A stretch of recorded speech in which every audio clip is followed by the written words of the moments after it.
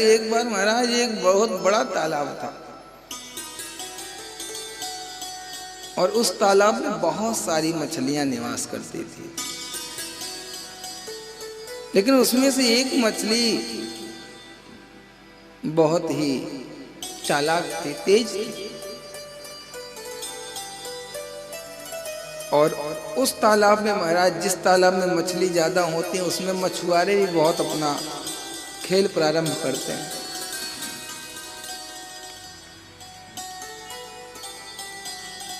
और महाराज निरंतर उसमें मछुआरे अपना जाल डालते थे और जाल में बेचारी मछलियां फंस जाती थी। अपने प्राणों की रक्षा करना चाहती थी, लेकिन फिर भी करें क्या, उसमें फंस जाती थी। लेकिन एक मछली थी जो महाराज कभी नहीं फंसी। तो महाराज एक मछली जो कभी नहीं फंसती थी, उससे एक छोटी मछली और बड़ी चालाक निकली। उसने पूछा, दीदी आप इतना दिन हो गया, इतनी बड़ी हो गई और मेरी माँ भी जाल में फंस गई, मेरे और भी लोग फंस गए, आप कैसे इतनी बड़ी हो गई? मुझे भी बताओ, मैं भी इस जाल में फंसना नहीं चाहता। मछली ने कहा, देख फंसना तो कोई नहीं चाहता, लेकिन फंस जाता है। कहने का तात्पर्य ऐसे इंसान भी किसी कार्य में फंसना नहीं चाहता, लेकिन महाराज बिना चाहे भी फंस जाता है। तो बोला कि नहीं, आप कुछ तो राज है, क्या राज है मुझे थोड़ा बताइए। और तब तक क्या था महाराज, मछुआरे पहले जाल फेंका करते थे, अब तो महाराज महाजाल भी आ गया है। जाल से कुछ मछलियां निकल भी जाती थी, लेकिन जो अब महाजाल आया उसमें तो महाराज निकलना बड़ा मुश्किल है। तो तीन कितना परत करके बना देता है, एक से निकलोगी दूसरे में, दूसरे से निकलोगी तीसरे में, फंस जाना ही है। लेकिन महाराज वो मछली इतनी चालाक है, जाल तो छोड़ो, महाजाल में भी फंसने वाली नहीं थी।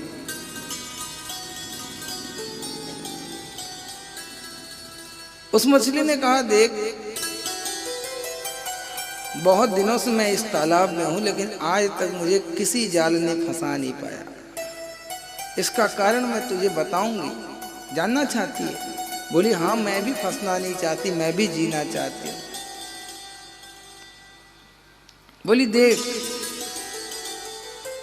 बहुत ध्यान से सुनना और वही काम करना, कभी तुम मारी नहीं जाओगी। जब तक तुम्हारी मृत्यु नहीं होगी तब तक मारी नहीं जाओगी।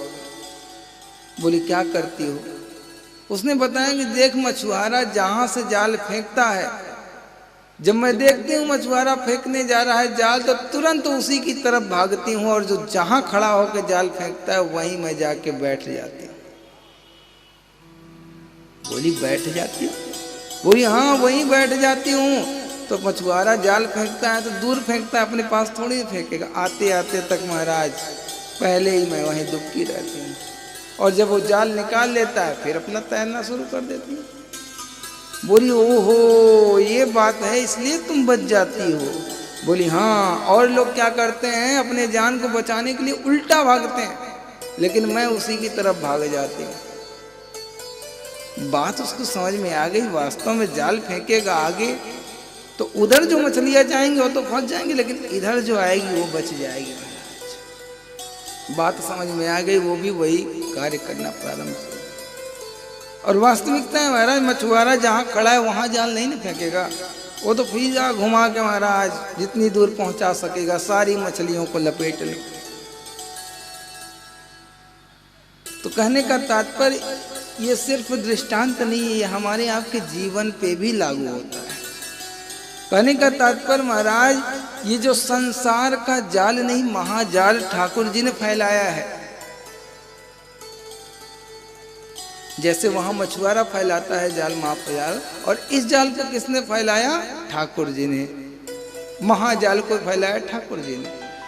और हम उस मछलियों के भांति हैं जो महाराज अपने प्राणों की रक्षा कहीं और सोचते हैं भाग भाग के करना, लेकिन महाराज जितना ही हम उधर भागते हैं उतना ही हम फंसते जाते हैं। कहने का मतलब जितना माया की ओर जाएंगे उतना फंसते जाएंगे और बेमौत मारे जाएंगे।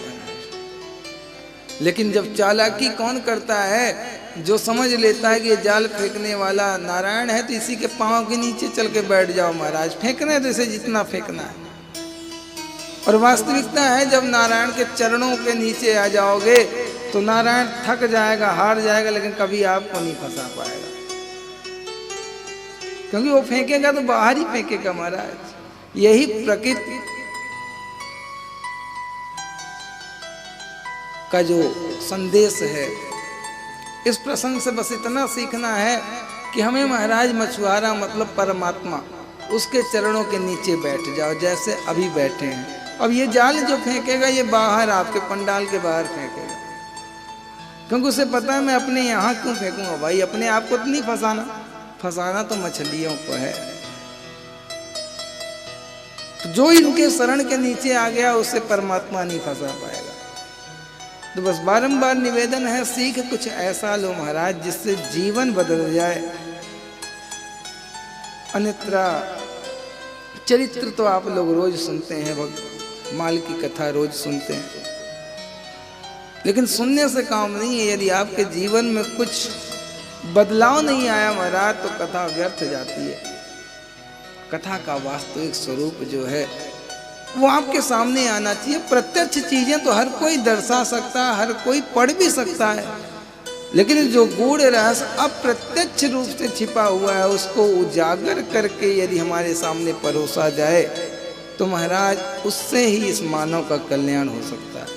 अन्यथा सब जानते हैं, सब पुस्तकें, सब ग्रंथें, सब पुराणे, सब उपनिषद, सब वेद, सब मिलता है। अगर खुद से सारी चीजें आ जाएं तो श्रवण करने की आवश्यकता ही क्या महाराज। इसलिए उन गूढ़ रहस्यों को समझने के लिए गुरु की आवश्यकता पड़ती है, विद्वान की आवश्यकता पड़ती है।